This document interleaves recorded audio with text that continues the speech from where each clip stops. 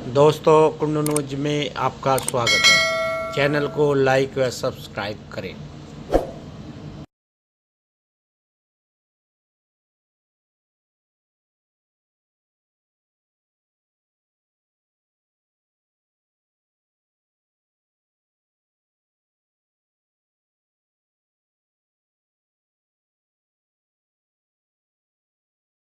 सभी हमारे पत्रकार बंधु हैं, हमारी सभी बहनें बैठी हैं कि ये जो कथा का आयोजन हो रहा है उसके लिए एक तो मैं बहुत धन्यवाद देती हूँ योगेश जी को। एक नई परंपरा की शुरुआत करी है इन्होंने कि हम कथा के माध्यम से समाज को क्या मैसेज दे सकते हैं। धर्म कोई भी हो, अच्छा मैसेज ही देते हैं, चाहे हिंदू धर्म है, मुस्लिम धर्म है, क्रिश्चियनिटी है, कोई भी धर्म हो। कोई भी धर्म ये नहीं कहता कि लड़े झगड़े। और हमारा मोदी नगर इस मामले में बहुत आगे है कि हम बहुत प्रेम के साथ एक दूसरे के साथ रहते हैं। सबसे पहले मैं धन्यवाद देती हूं अपनी देश की लीडरशिप को कि आज जहां दुनिया में ये भरोसा नहीं है कि मिसाइल यहां से निकल जाएगी कि यहां से निकल जाएगी, हम यहाँ बैठे हैं, घर पे मिसाइल ना गिर जाए, बच्चे स्कूल गए हैं, स्कूल पे मिसाइल ना गिर जाए, कोई हमारा बाहर विदेश में है उसके ऊपर मिसाइल ना गिर जाए। आज हम दुनिया के ऐसे संकट के समय में जी रहे हैं और हम हिंदुस्तानी बड़े मजे मजे में हमने होली मनाई और बड़े मजे में हम नवरात्रे मना रहे हैं और ईद भी हमने कल पूरा रोजों के बाद सेलिब्रेट करी। तो ये लीडरशिप को मैं धन्यवाद देती हूँ कि इतनी खुशी के साथ हम सब अपने त्योहार मना रहे हैं। और अकेले त्योहार ही नहीं मना रहे हैं, एक दूसरे की बुराई भी कर देते हैं, कोई रोक टोक नहीं। चाहे नेता की बुराई कर दो, चाहे मुख्यमंत्री की कर दो, चाहे प्रधानमंत्री की कर दो, चाहे पत्रकार की कर दो, चाहे पत्रकार नेता की कर दो। मतलब इतना एक हेल्दी एटमॉस्फेयर है कि हम एक दूसरे को हेल्दी क्रिटिसिज्म या कुछ अनहेल्दी भी कर दे रहे हैं। देश आराम से चल रहा है। और सबसे ज्यादा धन्यवाद मैं पत्रकार बंधुओं को सभी को दूंगी कि जो एक हाइप क्रिएट किया गया था कि ये सभी के घर में सिलेंडर से खाना बन रहा है, सभी प्रोग्राम्स भी सबके फंक्शंस हो रहे हैं, तो इसके लिए मैं सभी पत्रकार बंधुओं को विभिन्न माध्यम से जो आए उनको धन्यवाद देती हूँ।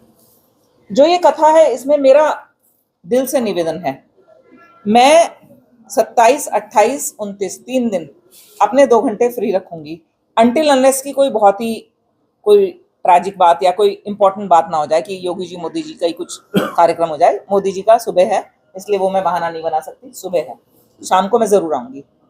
कथा सुनने से फायदा क्या होता है, क्यों कथा कर रहे हैं, क्यों आना चाहिए? जब हम कथा में जाते हैं तो एक पॉजिटिव एनवायरनमेंट मिलेगा। कथा में नेचुरल पॉजिटिविटी होती है, किसी भी रिलीजियस स्पिरिचुअल टॉक में एक पॉजिटिविटी होती है। आज पॉजिटिविटी की बहुत कमी है, तो क्यों ना हम वो पॉजिटिविटी अपने साथ लेके आए, वो सकारात्मक ऊर्जा अपने घर तक लेके आए। पहले तो अपना ही माइंडसेट ठीक होगा, फिर अपने अपने स्पाउस का माइंडसेट और बच्चों का, अड़ोस पड़ोस का, रिश्तेदारों का सही होगा। ये कथा का बिल्कुल, ये आप समझ लीजिए साइंटिफिक है।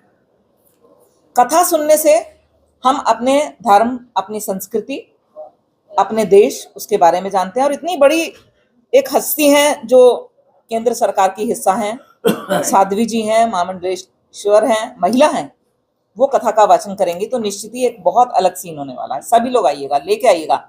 मजा तो तब आएगा जब जीने की सीढ़ियों पे भी लोग खड़े हों और बाहर की सीढ़ियों में भी भीड़ हो, तब आनंद आएगा। देखिए, कथा से मुझे याद आ रहा है कि जो कृष्ण जी की कथा है, आज कृष्ण जी बहुत प्रासंगिक हैं। राम जी तो एक आदर्शवादी मर्यादा पुरुषोत्तम थे, मर्यादा में बंधे हुए थे, लेकिन कृष्ण जी वैसे नहीं थे। तो आज के कलयुग में अगर हम सोचें कि सबके साथ हम अच्छा अच्छा करते रहें, हम किसी को बुरा नहीं करेंगे, तो वो भी नहीं चलेगा। कौरवों ने बुरा करा तो बुरा करना ही था, वापस में तो देना ही था, हिसाब किताब क्यों रखना। तो कृष्ण जी एक मैसेज देते हैं, टिट फॉर टैट। जो जैसा कर रहा है, किसी का हमें नुकसान नहीं करना, लेकिन अगर कोई ये सोच रहा है कि आप कमजोर हैं तो अपनी मजबूती दिखा देनी है। कि एक कृष्ण जी जो है रथ चला रहे हैं और 5 पांडवों ने इतनी बड़ी सेना को हरा दिया, वो एक मैसेज है। उस मैसेज को हमें लेके जाना है और वो जनहित में है, अपने स्वार्थ में नहीं है, जनहित में है, समाज के हित में है, धर्म के हित में है।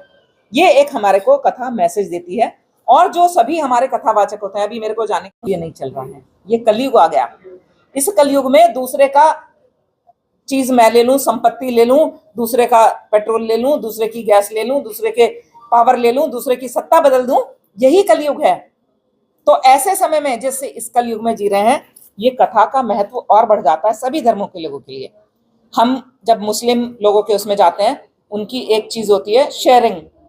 अगर आपका रिश्तेदार गरीब है तो उसको शेयर कर दीजिए, खाना भी पैसा भी। अगर कोई आप 20 तोले सोना खरीद रहे हैं तो एक छोटा सा टुकड़ा गरीब की शादी के लिए भी रख दीजिए। ये उनका बहुत एक मुझे ब्यूटीफुल चीज लगती है।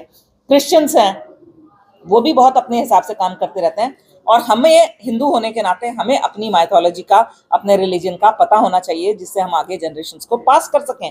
अपने बच्चों को क्या पास करेंगे, मम्मी ऐसा कैसे होगा कि समुद्र में पहाड़ खड़ा हो गया, हमें उनको बताना पड़ेगा। सांप तो जिंदा है, उसको कैसे मतानी बना दिया, वो बना दिया डोरी, तो हमें उनको समझाना पड़ेगा ये सिंबॉलिक चीजें हैं, इस तरह से हुआ।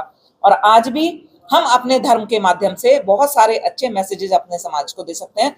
और सबसे बड़ी बात है कि धर्म के माध्यम से हम अपना बेटरमेंट कैसे करें, हम कैसे पीसफुल रहें, हम कैसे दूसरे के साथ शांति से रहें। मुझे लगता है ये कथा हमारे जीवन में ये परिवर्तन लाती है। अधिक से अधिक संख्या में आए, सबको आना है, अपने लोगों को लेके आना है।